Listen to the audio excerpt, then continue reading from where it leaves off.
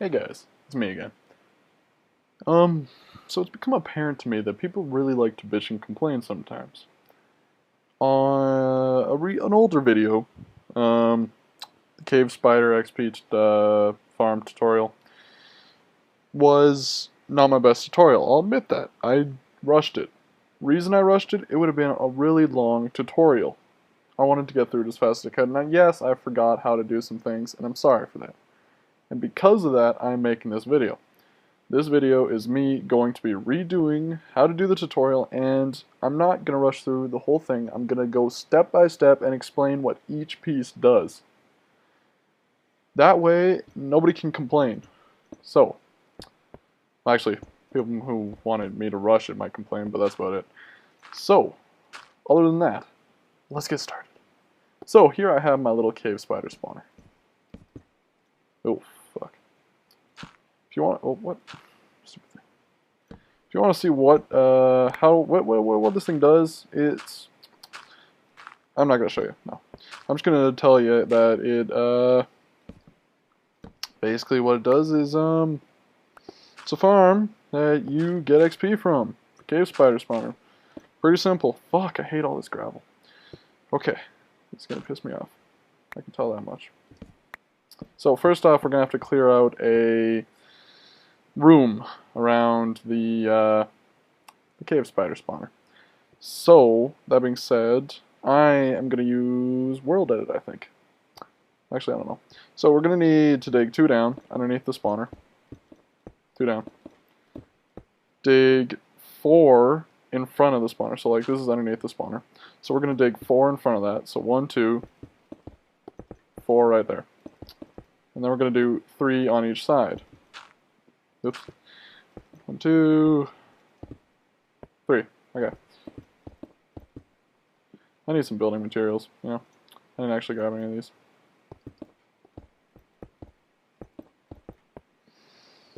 So while okay, then you're going to want 3 on this side and then 3 at the back.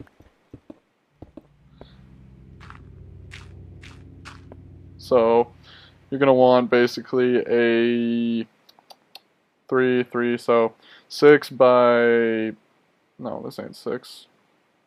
This is 7 by, alright, let's see here, 8. So dig out a 7 by 8 by 2 square underneath the spawner, and I'll be right back once I'm finished digging. Okay, we're back, and so now that we've finished digging out the area underneath the spawner, which is a 1, 2, 3, 4, 5, 6, 7 by 8 by 2 with the spawner in the center. But you can't do it right on the center because you got 1, 2, 3, 4 on this side and only 3 on this side. And 3 and 3 on the other sides. So, now that we've finished digging out underneath the spawner, we have to dig out above the spawner. And so we only need to dig out so that there's a ceiling block about right there. So that means we're going to have to dig out the rest of this area here, ranging from this corner all the way up to, let's see here, oh, okay, right there. So we got to dig out everything in between that and leave the spawner intact. So I'll be right back again. So now that we have this space around the spawner, we now need to, whoa, lagging a bit. We now need to wall it off and add currents to it. So we gotta put, you know, walls wherever there's a hole to make sure that the spiders can't escape. Oop. So I'm gonna patch this up and I'll be right back once. I'm not gonna keep saying that. I'll just be right back. So we are now back in the room, and the room is 8 by 7 by 4. And so if you count out from the back corner, say 1, 2, 3, 4, and then count 4 inwards, is where the spawner should be. Right there. 3 elevated, 4. 4, 4. Okay. So I'm now going to remove all these signs and we'll start adding some water currents. So now that we're in the room, first thing we're going to do, we're going to take our bucket and we're going to start placing currents along the back here. You can place them every second one to save for placing a bucket everywhere. And now the current should go all the way from the back right to the end. So what we're going to do is we're going to dig out this for now, like so. Just going to put a torch there for some light. So now that we've dug out one kind of strip here, I suppose, we're going to dig 2 down from this and dig out this little trench-like thing. So there. The water won't go over because it's going in the maximum distance. And we are going to take some blocks and make it so this opening is only 1 wide. There. So that way it'll make it so that they can't really, that's the word I'm looking for. I'm not sure. Whatever. Doesn't matter too much. But yeah, so here we have the one wide gap that only they can fit through. And then we'll put a water source block right here, which will make it so that all the cave spiders that end up coming in through the trench will then be pushed down into a centralized location. And we're going to corner it, I guess, and bring it over here. So, I guess I'm going to dig out a room here, so just give me a second so we can have something to work with. Okay, so now that I've got myself a little bit more room here, we can now do something with this current here. So it ends right here, so we're just going to dig down one to make it so that it'll continue on. And what we need to do is we need to move the, oops, it's very dark in here, the spiders, how many blocks is it? 16 blocks from the spawner for them to spawn infinitely. So that's 2 right there already, plus another 2, so that's 4, 6, 8, and then, oop, 9, and then down 1, 10, 11, 12, 13, 14, 15. So we might as well just move them out to there. And that should be good. Oop, I can't stop flying. There we go. Okay, so now that we have them stopping right here, let's put a little glass tunnel around the current here. Yeah, that should do. Like so. So this is where we are going to compile them, I suppose you could say. So what we're going to do is we're going to put a little stopper there for a second, so we can build some piston stuff. I don't know why I broke that. You can leave those there. So we're going to start with some sticky pistons, and we're going to want one. Well, this is going to be the end point, so we'll start there. You want 2 pistons to fully crush the, what are they called? The cave spiders. So we're going to put another one right there to block the current so that no more get in while you're killing them. So we're just going to put some blocks like so to make it so that, they have something to actually crush them with. So now that that's done, we can simply open that back up. And we'll put a little kind of, I guess you could say, tunnel around this thing. So now we're going to want more room again. I'll open that up in a second. First off, let's get some stairs. Doesn't really matter what stairs. So we're going to go stone brick, because that's the first one I grabbed. I'm going to put 2 like that. So that way, now, we're going to put a stone brick there. And might as well put stone brick there. But now we're going to want some iron bars. Now, what this is going to do is going to make it so that they won't connect to the stairs. And so that way it leaves this kind of like corner, which gives you more room to hit the cave spiders. Otherwise it would be like this, and it's a little bit harder. So we're going to, I got rid of my stairs. So I guess we're going to need some more. Alright, there. So that was about it. Now, I don't think anyone was getting mad about this part. This part was fairly self-explanatory. I think it's what comes next that people were getting pissed off at me for. So, let's, I'm going to clear out some more room for a button to go on the side, and we'll get started. Okay, so now we have our 2 buttons.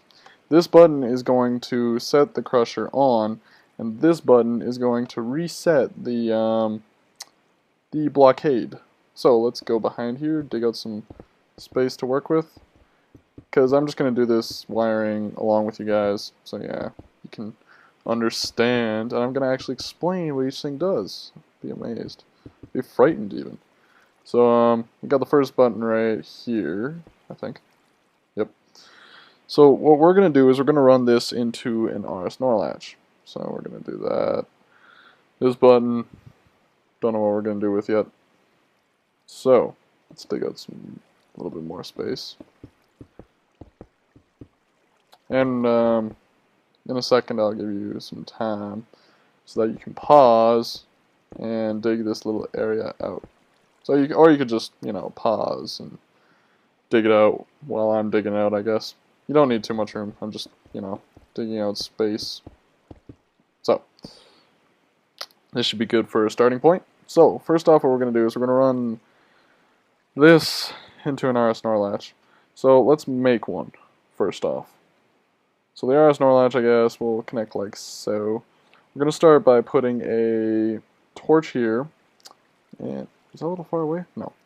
And then a torch on. Oh, so that just made a pulsar. So we're just gonna put another torch there and grab those blocks. So what this is gonna do is it makes it so that this torch also powers that block. I just decided to use torches, I guess. I don't know. Oh, it's so I can also access that one a lot easier than, you know, just a whole lot of hassle. So what we're gonna do? I'm saying so a lot. Okay, so we're gonna connect a torch here. And we're gonna run that there. And what we're making right now is going to be the RS NOR latch. So we're gonna put block there, block there. We're gonna get rid of this torch for a second, so that is unpowered. Then we'll put a torch here. Put some redstone dust so that that torch is off. Blah. Then we put this block updates, block updates. So there. Now this torch is. Oof, I'm gonna have to run that wire over. This torch is off by default, and so what we're going to do is we're going to make it so that this redstone line here, which was a bit of a pain in the ass, don't know why. Okay, we're going to just elevate it a little bit so that we have some wiggle room later for the other button. And we're going to run it right into this block. Ooh. Ooh. Okay, just do. Ooh. Okay, we need to use a repeater. So run it into that block. And what that is going to do is it'll power this piece of redstone dust and turn this torch off, which will then in turn turn both of these on. Gonna put a repeater there. Actually, you know what? We'll just use redstone. Want the minimal delay possible. So now that we have that, we have to add the timing device. Because the RS NOR latch is technically the device itself, but we still need to add the timing part to it. So, oh, excuse me. What we are going to do is run repeaters off of this block. And we're going to need a total of 14 of them. 13 of them set to 4 ticks. And I don't know. I'm just going to bring this out a little bit first off before I talk about anything else. We're just going to connect that right there. And so, yeah, like I said, 4 ticks and then one at 1 tick. And we're just going to leave that one at 1 tick so we know which. But I can't do this. Okay, so we're going to dig out some more space because this is definitely not 14 repeaters. And we hit a cave. Cool. I like caves.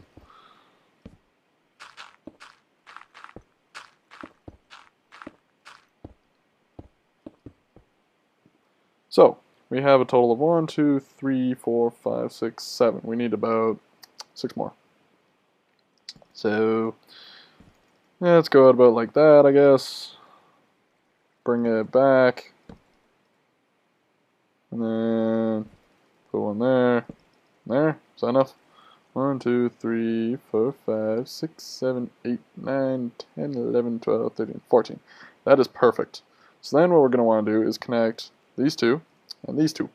So that's what that's going to do is once this RS NOR latch is turned to, let's say, state A, this repeater line will be powered, and after however long it takes, however many ticks it is, 13 times 4 is 52 plus 1, so 53 ticks, which is about, I don't know, about 5 seconds. It'll then turn the RS NOR latch back to its off state and then run back into here. So that's what that is going to do. But that only controls the crushing mechanism. For the blocking mechanism, we're going to have to make a T flip-flop. And so, to do that, we are going to bring a little wire off of there. And more decisions. Oh, wow. Okay, take this elevator block. We're still going to bring it down one. And we're going to dig underneath the button. Bring a wire across like that. So now this button powers the redstone on top of the block, but this button powers the redstone on the side of the block. So then we're just going to take a... where do I want to bring this? Let's just bring a repeater here. And so that means when this redstone on the side powers this block, it'll still power the repeater, but when this one does it, it does the same. Oh, I'm getting tongue-tied. So, what we're going to do now is hook both of these up to a T flip-flop. So, we are going to take the wire, let's just take it under here. Oh, dang it. I'm going to put some blocks there so I can actually maneuver. Okay, so there's the wire, and we're going to take it and hook it up into a T flip-flop, like I just said. So, what kind of T flip-flop? I don't know yet. It's all work in progress kind of decision making. We're going to use a piston one, I think. So, what we're going to start with is, we're just going to run it into that block. I think that'll be fine. Yep, should be. And we're going to put redstone torch on top of that. Now, I'm just inverting the T flip-flop. It'll just make it faster. So what a T flip-flop is oh freak, I'm lagging. Let me turn some settings down here. Okay, so now that we've got the inverter, we are going to add the T flip-flop part. Yeah, we'll just do it like that. So we're going to, these two blocks, we're going to take a redstone line and run it along them. And then we're going to put a redstone torch right here. And another one on the side. So the basic theory of a T flip-flop is when you give it one input, it'll, okay, put a block there, and then, we don't want sticky pistons. Okay, so when you give it an input, it'll toggle. It's basically toggle on and off from one input. So then we're going to take and put a redstone torch under here, and bring this line across from here. So basically what's happening is when... Here, I got a button. I'll demonstrate. So when you push this button, see, it switched pretty fast. Oh, I know what's happening. So, oh, I see what's happening. We accidentally made a bud switch here because this block is getting power and seeing if this block updates, which is making it so that it's not switching properly. So, what we're gonna have to do is move the inverter somewhere else, so it doesn't make a bud switch out of this. So let's break that. Decisions. Let's bring it right here, I guess. And we'll put a torch there, and run the wire along like that. Oh god, I hope that toggles. Okay, that worked, and that worked. Okay, we're good. So, like I said, it toggles. And we're going to bring this line in here. Want to avoid that torch, so we're going to bring it down and right into that block. I hope that's far enough. 1, 2, 3, 4, 5, 6, 7, 8, 9. Yeah, that's basically the gist of it. So I don't have any cave spiders with me at the moment, but I'll show you that you hit this button, it activates all the pistons here. And then what happens is this, you know what? I should give like a visual. See, that block is still out, so you have to hit this button to reset it.